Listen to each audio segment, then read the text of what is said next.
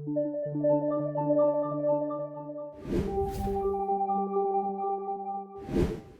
nombre es Diego Alfredo Torres Rosete, soy originario de aquí de la Ciudad de México.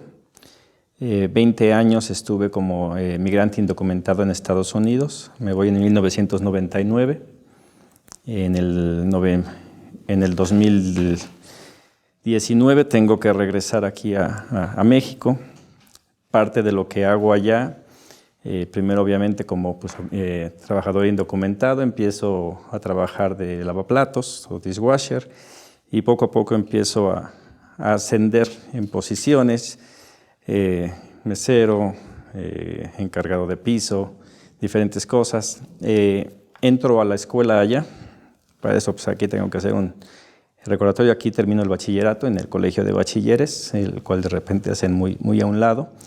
Me veo la necesidad de emigrar. Allá entro al San Diego Community College a estudiar empezando inglés y después agarro diferentes carreras: diseño gráfico, administración de redes, administración de sistemas computacionales, todo lo que tenga que ver con tecnología y el inglés.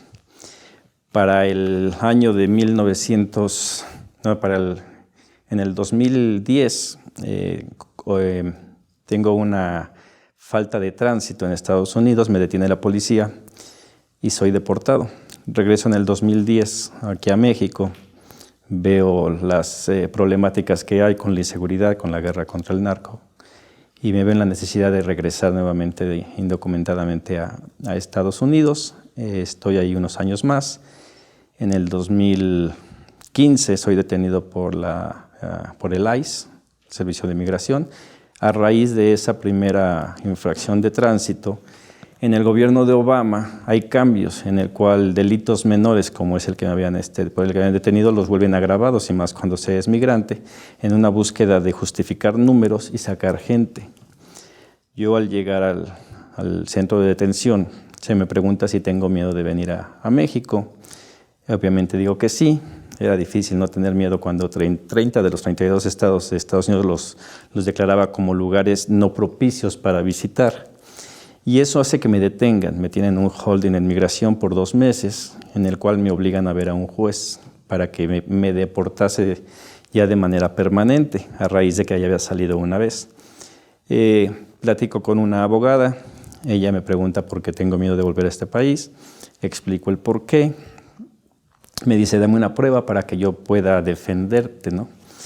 Entonces, en ese momento digo que yo, a partir del 2012, con la llegada de Enrique Peña Nieto al gobierno, empiezo a escribir. Me involucro más de lleno en lo que es el activismo político, a decir lo que a mí me parecía mal de este país. Me pide mi página de internet, se la doy, diegotorres72.com, y dice: con eso podemos meter ahí que tu temor es basado a la violencia que ha habido contra reporteros. Estoy en un proceso desde el 2015 hasta el 2019, el cual hubiera sido muy interesante si se hubiese terminado, porque en México los mexicanos que piden asilo tienen una posibilidad de 4% de ganar. Es prácticamente imposible. El caso que yo presentaba, pues era uno más, ¿no? Pero se le iba, o el posicionamiento que nosotros teníamos era demostrar cómo en México había una inseguridad tan grande como en todo el resto del mundo. A raíz de eso, en los 2 meses que yo estoy en el centro de detención, empiezo a conocer gentes de todas partes del mundo, sobre todo de Europa, de Asia. Me empiezan a contar las problemáticas que hay en sus países y yo las empiezo a comparar con las problemáticas que hay en México. A raíz de eso se prepara el caso, publico un libro, se llama De este lado del muro, en donde explico el por qué me voy a Estados Unidos: la primera vez por pobreza, la segunda vez por inseguridad, y en esta porque es mi temor de volver.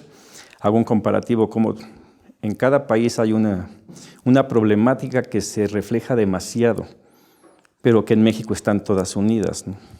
Lamentablemente, para mí, en ese momento yo lo pensaba así, pues el movimiento que habíamos estado impulsando desde el 2006 para que López Obrador llegara a la presidencia, llega el triunfo. Y en ese momento se cae mi caso, porque dice: tú tienes miedo de regresar con el PRI, no con López Obrador. Y a pesar de que las condiciones en México no han cambiado, porque todavía ni siquiera empieza a gobernar, ya no tienes posibilidad. Entonces se pide una salida voluntaria. Coincide con que es el momento en el que las masas migrantes de sudamericanos llegan y el servicio de migración está ahora sí que sobresaturado. y eso favorece para que mi caso no se extienda y el juez me permita una salida voluntaria, sin ningún tipo de penalización, excepto un castigo de 5 años en el que no puedo volver, cosa que está a punto de terminarse. Y así es como llego a México. El día de hoy estoy trabajando para la Secretaría de Mexicanos en el Exterior y Política Internacional de Morena. ¿Cómo se da esto? En el 2006 yo empiezo a promover el voto por, en ese entonces, el candidato que yo pensaba que era el mejor, ¿no? Y en este caso es López Obrador. Muy difícil el lograr votos de toda la gente que se promovió allá, al menos en San Diego, que es donde radicaba, logramos conseguir un solo voto, que llegara. Así de difícil fue, ni siquiera yo pude mandar el mío. Cosa que cambió en el 2012, fue un poquito más fácil, pero igual había muchas complicaciones. Ya se logra, al menos en San Diego, enviar una docena de votos que valen, pero para el 2018 sí es un poquito más fácil, ¿no? Igual también porque ya contaba con un permiso para poder transitar libremente en Estados Unidos sin temor a migración, y eso me permite conocer todo el área de San Diego, ¿no? Desde San Isidro, pasando la línea, hasta casi la línea donde está el punto de revisión de migración, ¿no? O sea, San Marcos, San Clemente, Oceanside, donde hay una gran concentración de mexicanos. Para esto, en mi caso, en el 2015, cuando la abogada me dice que meta un pleito para quedarme, ella me sugiere que si yo apoyo a López Obrador, que buscara Morena en Estados Unidos. Digo, es que nunca he escuchado nada. Empiezo a buscarlo y finalmente a mediados del 2016 encuentro un comité en Los Ángeles, California, Placito Olvera, el cual siguen por ahí los compañeros. Los voy a ver, platico con ellos y entro en Morena. Empiezo a asistir regularmente a Los Ángeles, donde se reúnen todos los comités, y empezamos a trabajar de manera coordinada. Ese trabajo me lleva a que una vez que yo estoy en México, la actual secretaria, la compañera Marta García Alvarado, en búsqueda de quien le ayude, que conozca el tema, me habla sin saber que yo ya estaba en México. Y me dice, ¿dónde estás? Le digo, estoy en Tijuana. Dice, perfecto. Dice, necesito que me ayudes. ¿Me ayudas? Digo, claro que sí. Y entro a trabajar a la secretaría. Y desde entonces ya vamos para 2 años, en el que hemos estado intentando trabajar esa parte, ¿no? de esos migrantes, esa importancia, no nada más desde el punto de vista de escuchar el tema migrante, sino todas las fases, ¿no? Desde el pasar indocumentadamente, el vivir con el temor allá de ser capturado por policía, por servicio de migración, la posibilidad de ir ascendiendo en el ramo laboral, pero también la gran experiencia que me dio el poder ser impulsor del cambio de la 4T, ¿no? El salir a platicar con las personas, con los mexicanos que están allá, escuchar sus problemáticas, saberme que soy afortunado porque a pesar de que mi andar como migrante fue difícil, estar desde lavaplatos, que es un trabajo muy pesado, no se compara con los jornaleros, ¿no? Llegar a verme de repente sin trabajo, con la necesidad de necesitar hacer algo y decir, pues aunque sea la pizca de fresa, ¿no? Y compañeros o amigos que decían que se dedicaban a eso, decían, no vas a aguantar, es un trabajo muy pesado, pero era tanta la necesidad que decía, a donde pueda yo voy, ¿no? Afortunadamente todo se arregló y pude entrar a eso, ¿no? Ayudar a esa parte donde esos que en verdad que sufren bastante no pueden. Y mi trabajo me permitía el poder aportar mis propios recursos para moverme, para comprar mis playeras y todo de Morena, para impulsar lo que para mí era necesario. ¿Por qué me uno a Morena? En el 2006 empiezo a ver la realidad del mexicano como yo, y veo que normalmente en todos los procesos, hasta que hablamos de las 4 transformaciones, la primera, la segunda, la tercera, el que ha salido a batallar, a luchar y a morir, es el pueblo. Y cada uno de esos procesos ha terminado y el pueblo ha seguido igual. Entonces empiezo a reflexionar y digo, una guerra violenta no conviene a nadie. Al contrario, el que pelea muere y nada más es cambio de quién lleve el mando. Y ahí escribo en el 2012 la revolución que México necesita, ¿no? Digo, es una revolución de conciencia, es una revolución, un cambio de cómo estamos viendo las cosas, algo pacífico, porque las guerras siempre van a traer más destrucción. Esta manera de pensar, de repente me encuentro con un video en esa búsqueda por encontrar a Morena y me encuentro a Taibo II. Y escucho cosas que me fascinan, ¿no? El decir, no somos incondicionales de López Obrador. Se puede equivocar, podemos criticarlo para que esto crezca. escucho la ideología de Morena, de un cambio de conciencias, y digo, eso es lo que a mí me gusta, es por lo que yo voy, una revolución pacífica. Y así es a como llego a unirme, no más que militar a un partido, es el impulsar una idea de cambio que creo que es la que tiene más posibilidades de triunfo, ¿no? Sin que muera tanta gente. Y el día de hoy me encuentro en esto, no llego a la Secretaría, obviamente, en un año completo en el estar buscando migrantes allá, que sabíamos que estaban en Morena, pero que por una u otra razón no sabíamos los datos completos. Hacer llamadas, platicar hasta 1 hora con cada migrante y decir qué te está pasando, qué es lo que necesitas, por qué te fuiste, cuáles son tus necesidades. Y escuchar toda esa lluvia de quejas, ¿no? Que por cierto, la queja número 1, de repente se habla mucho de la reforma migratoria, pero la queja principal de la comunidad migrante, al menos con la que yo he tenido contacto, son consulados, ¿no? Yo desde el 2000 que llego allá, yo veía cómo los connacionales llegaban al consulado y querían ayuda y les pedían papeles. Y decía, ¿cómo es posible? No se ha entendido esa parte de indocumentados, o sea, no venimos con papeles. Entonces veo esa necesidad de empezar a ayudar, ¿no? En el 2000 se empiezan los bancos, por ejemplo, a permitir que con la matrícula consular se abran cuentas, ¿no? Para dejar de pagar ahorita se está diciendo que se pagan las remesas, ¿no? Peor aún, ¿no? Hay gente que todavía que el día de hoy cobra su cheque y le paga a las tiendas porque se lo cambia hasta el 1%. O sea, imagínense la cantidad, son 11 millones de indocumentados. Si con 1 millón que lo hagan, ¿cuánto dinero se está yendo? Veo esas problemáticas y me preocupa y empiezo a defender los derechos laborales de la gente que está conmigo, invitar a la gente a que se meta de lleno. Todo eso lo aprendo ahí y por azares del destino me toca ir a cubrir las elecciones aquí ya de El Salvador. Y empiezo a estudiar de El Salvador. Yo no soy un erudito en historia, pero me gusta aprender. Yo escuchaba de niños los problemas de la guerra civil en El Salvador. Tenía vecinos que venían de allí escuchando, no sabía. Empiezo a estudiar y se me hace increíble como una guerra de tanto tiempo que sufrieron tanto los salvadoreños, que llegue el FMLN al poder.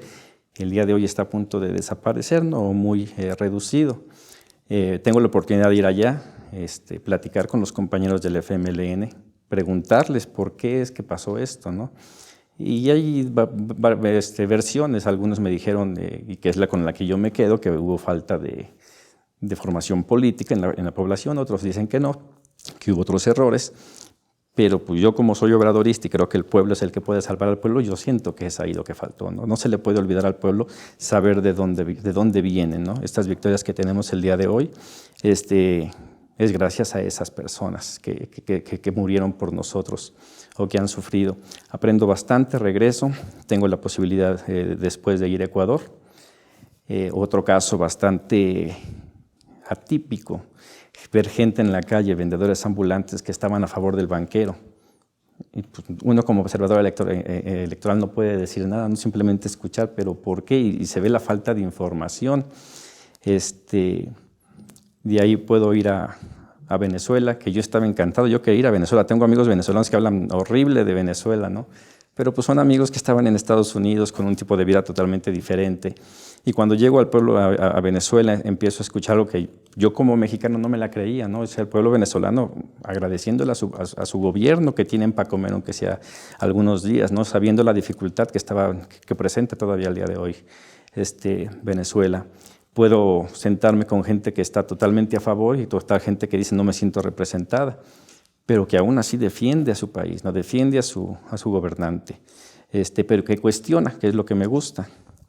Logro también poder ir recientemente, bueno, después fuimos a Cuba, es otra cosa que igual yo no me la creía, no ver el desfile del 1 de mayo, cantidad de gente apoyando a su gobierno, ¿no? Entonces me doy cuenta de esas mentiras, ¿no? Que ya yo sabía que estaban ahí, pero es mejor el constatarlo, ¿no? Que estoy ahí, un pueblo que está agradecido, que es solidario, que no se queja, sino que ve cómo apoya.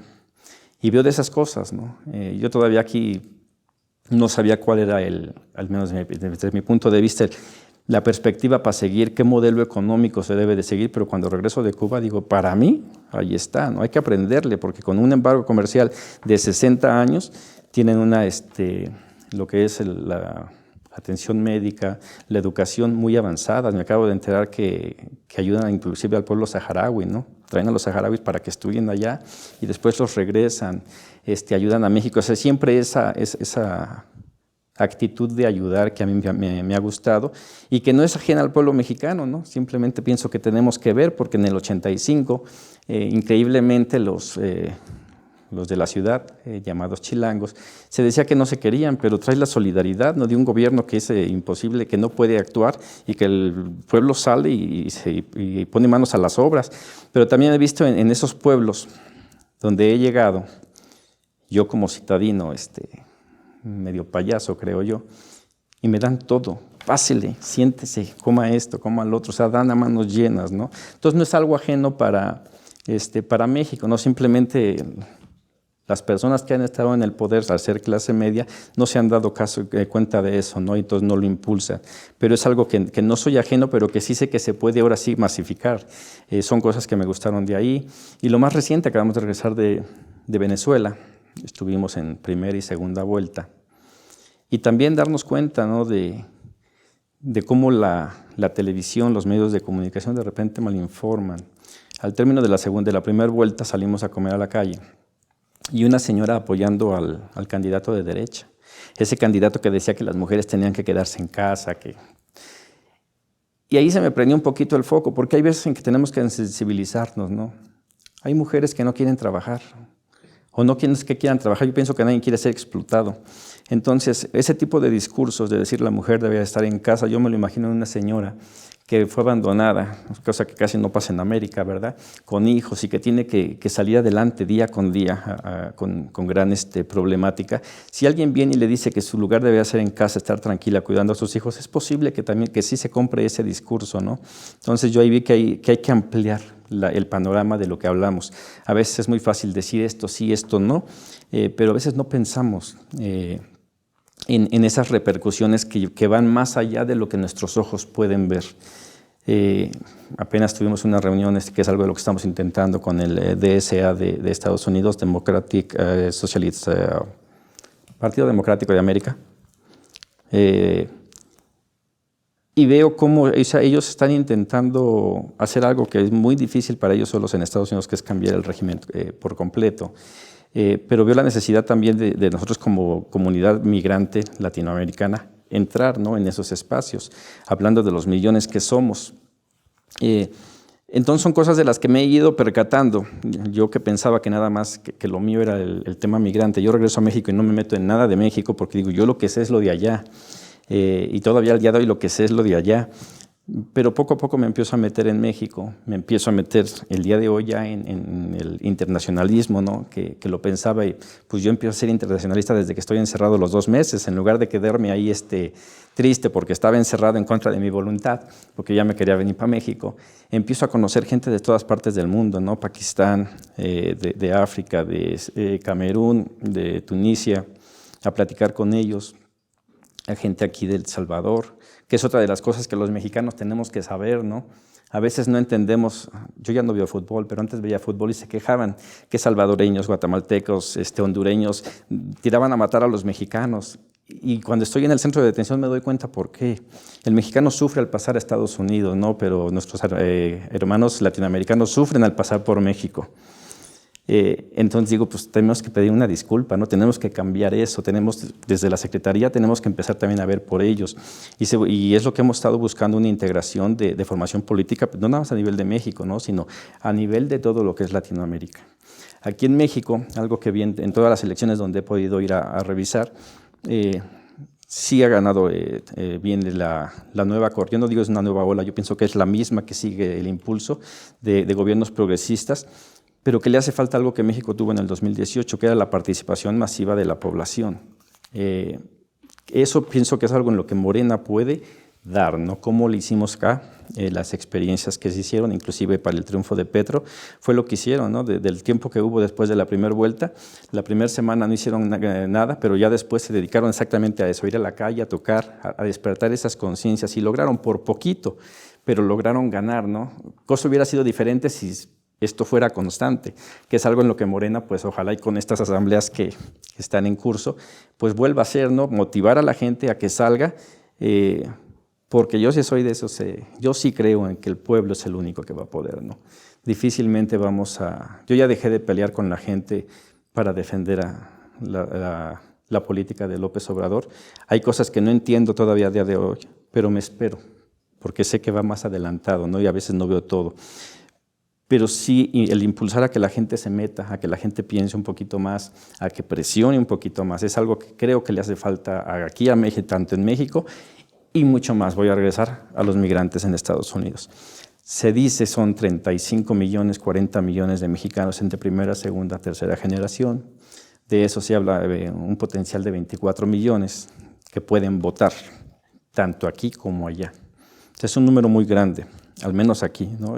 Tomando en cuenta que para las elecciones de 2018, el candidato del PAN juntó un poquito más de 12 millones. O sea, ni siquiera con eso nos gana, ¿no? Entonces, pero hace falta esa concientización, no de los mexicanos, concientización de las autoridades para que faciliten el que ellos puedan tener una credencial de elector. De repente se piensa, yo por ejemplo soy de San Diego, y hacen jornadas móviles afuera. Y digo, ¿y cuándo has pensado en aquel indocumentado o aquel mexicano, aunque tenga papeles, que empieza a trabajar 5 de la noche y termina a las 11? ¿A qué horas le abres el consulado para que él pueda sacar? Y tiene que trabajar todos los días porque si no, no come. Y se quedaron así, o sea, de repente no pensamos en esas necesidades que tenemos ahora sí que saliendo, ¿no? O sea, son demasiadas complejidades. El tema migratorio es otro, ha sido algo con los que los medios, tanto nacionales, pero sobre todo los norteamericanos, se han utilizado para enriquecerse. Hay un tipo por allá, el Piolín de por la mañana, ¿no? Impulsó bastante la reforma y cuando recibió papeles, desapareció. La reforma migratoria, desde mi punto de vista, y eso es lo que yo pensaba ya, no puede empezar en Estados Unidos. Igual yo tengo muchos amigos norteamericanos, muy buenos. Ahí sí le creo cuando dice López Obrador que el pueblo norteamericano es bueno en su mayoría, el gobierno no tanto. Yo tengo mis reservas con Biden, aunque él lo defienda bastante, porque sufrí los embates o las cosas que hizo Obama en su momento. Pero sí voy a esto de que tenemos que ver en los mexicanos en el exterior por qué se fueron. Cada etapa, ¿no? Cuando yo me voy la primera vez es por necesidad, por hambre, ¿no? La segunda, más que eso, es inseguridad. Estaba muy feo aquí. En esta etapa no sé por qué se estén yendo, porque está carísimo ya cruzar la línea indocumentadamente, sin papeles, y sale tan caro, no veo el negocio de que se vayan. Pero, o sea, hay un porqué. ¿A qué se van? ¿Quieren volver? ¿No quieren volver? Hay mucha gente que ya no quiere volver. Entonces yo en aquel entonces pensaba que alguna reforma migratoria, o sea, que no era justo arreglar papeles a los 11 millones que ya se hablaba en ese entonces, porque México iba a seguir mandando. Entonces nadie en su sano juicio le va a decir, sí, quédate, sabiendo que mañana viene otro. O sea, no se puede, pero sí la podemos empezar en México. Se presentaron varias propuestas en asambleas de mexicanos en el exterior para abrir, por ejemplo, cooperativas aquí, en que invirtiera la gente de México acá, en lugar de su remesa que se estuviera viniendo para acá, que invirtieran en algo, ¿no? Para cuando regresaran, en lugar de depender. En ese entonces no estaban las pensiones para adultos mayores, pero poder contar con algo, ¿no? Un activo aquí, terminar con el programa 3x1, que muchos estaban en contra de mí, yo pienso que el día de hoy igual, pero si sabemos que el día de hoy las obras que hace el gobierno están muy baratas porque las hace López Obrador, pero en aquel entonces las aumentaban 3, 4 veces, entonces el que pagaba era el indocumentado o el migrante que mandaba sus remesas, pero aquí pues, era dinero que se robaban. Entonces se le puede dar un nuevo uso. Podemos aprender de Venezuela con las comunas. O sea, creo yo, hay muchas ideas que se pueden implementar. Tenemos una comunidad que ha sido solidaria. Al día de hoy, pues seguimos, para mí en México, pues sí sería medio penoso decir que al final de este sexenio sigamos dependiendo de las remesas, ¿no? Yo en el 2017 logro estar frente a López Obrador en la presentación de su libro y mi pregunta fue esa, ¿qué onda con las remesas? Porque no es justo que trae tanto dinero y que se pierda, ¿no? En gasto corriente o apoyando obras que no van. Y él decía lo mismo, ¿no? Hay que impulsar el desarrollo interno. Entonces estoy también en ese canal. Solamente así es como vamos a poder que Estados Unidos se vea obligado a hacer una reforma. En el 2008 bajó bastante el flujo migratorio. Por lo mismo, no había trabajo allá, la gente no se iba. Se prefería quedarse aquí, México estaba más o menos, excepto por la inseguridad, al menos en el ámbito económico, pero ahí se vio, ¿no? Y empezaron a salir programas para arreglar papeles, sobre todo a la gente del campo. Entonces, si logramos arreglar esto el día de hoy, que va a tomar algunos sexenios, sí se va a ver forzado a Estados Unidos. Con la pandemia, el pueblo norteamericano dejó de trabajar y el que continuó trabajando fue el indocumentado, ¿no? El mexicano. Tal así que por eso es que las remesas rompieron récord, porque no perdemos trabajo allá, ¿no? Pero igual veo esa realidad, al menos desde mi punto de vista. Allá el salario mínimo no alcanza para vivir igual que aquí. La diferencia es que allá puedes tener 2, 3 trabajos. En México la manera en que se ha llevado todo, no puedes, es uno y nada más. Entonces no hay posibilidad de que tú puedas tener 2, 3 trabajos para aunque sea cubrir tus necesidades más indispensables. Es algo que sí se tiene allá, hay explotación. Hay gente que de repente me pregunta por qué te quieres regresar todavía. Digo, porque a mi edad a veces es un poco más complicado. En México lamentablemente creo que a los 35 años ya estás viejo.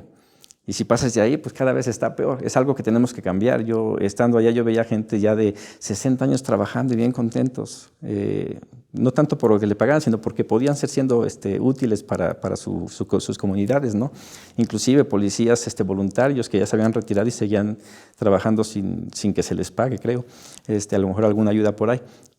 En México no existe. Entonces tiene que haber eso, ¿no? Entonces me quiero regresar para allá, pero consciente de que estando allá, el bienestar de la gente que está bien es en base al sufrimiento de mucha gente, ¿no? Ese es el problema del imperialismo, ¿no? Que sí unos viven bien, pero ¿a costa de qué? Y es lo que me gustó de Cuba ahora que fui, una gran lección de vida para mí, es decir, yo quiero ser como ellos que sí se aspira a más, pero se está contento con lo que se tiene, ¿no? Porque sabe que es parejo. O sea, no hay esa injusticia que hay en otros lados. Me quiero imaginar que no es el lugar perfecto, pero no porque no pudiese ser, ¿no? Sino porque no se le ha permitido el hacer eso. Entonces, eso es lo que hemos estado intentando, o al menos su servidor ha intentado desde que llegó a esta secretaría. Estando en Estados Unidos hice lo posible también. A veces mis propios jefes en el trabajo me decían, ¿por qué protestas si tú estás bien? Digo, no, yo sí estoy bien, pero el problema es que los demás no, y eso no es justo. Debería de ser parejo, ¿no? Perdí muchos trabajos por eso, ya no volvieron a contratar, pero al menos he estado tranquilo y es la misma convicción que tengo, ¿no? Y es por eso que estoy aquí, ¿no? A veces la gente se presenta como militante de Morena. A mí me gusta presentarme como lo que yo me creo que soy, ¿no? Que soy un protagonista del cambio verdadero. Más allá del militar es ser protagonista, estar ahí, a veces tras bambalinas, sin que me vean, pero saber que es por el bienestar de todos, ¿no?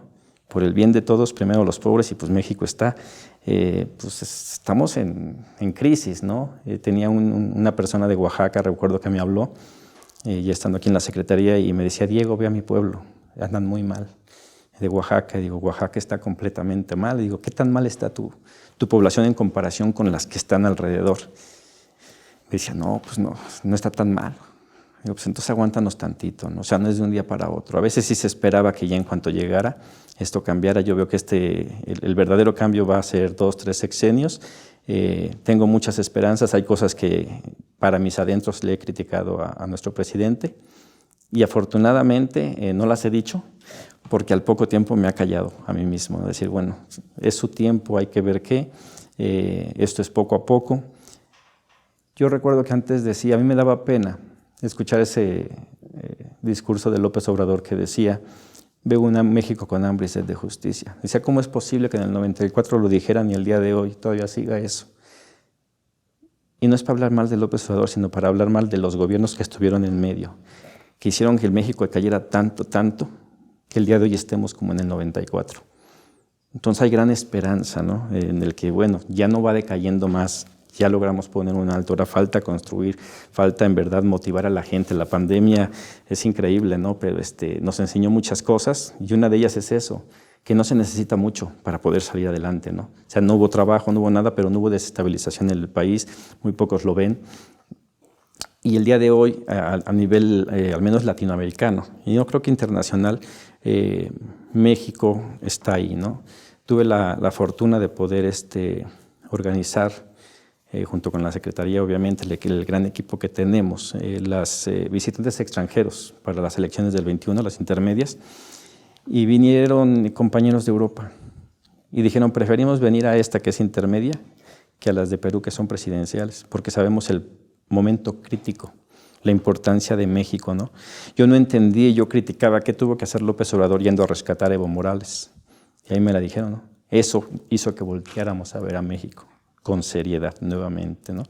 Entonces el día de hoy es un gran aliciente saber que somos parte de esta transformación, que tenemos un líder fuerte, que no siempre entiendo lo que está haciendo, pero que confío ciegamente en él. Y saber que vamos bien, saber que hay mucho trabajo tanto dentro, como ahora sí que está por ahí el programa de nuestros compañeros del Instituto Norte y Sur, ¿verdad? Las fronteras.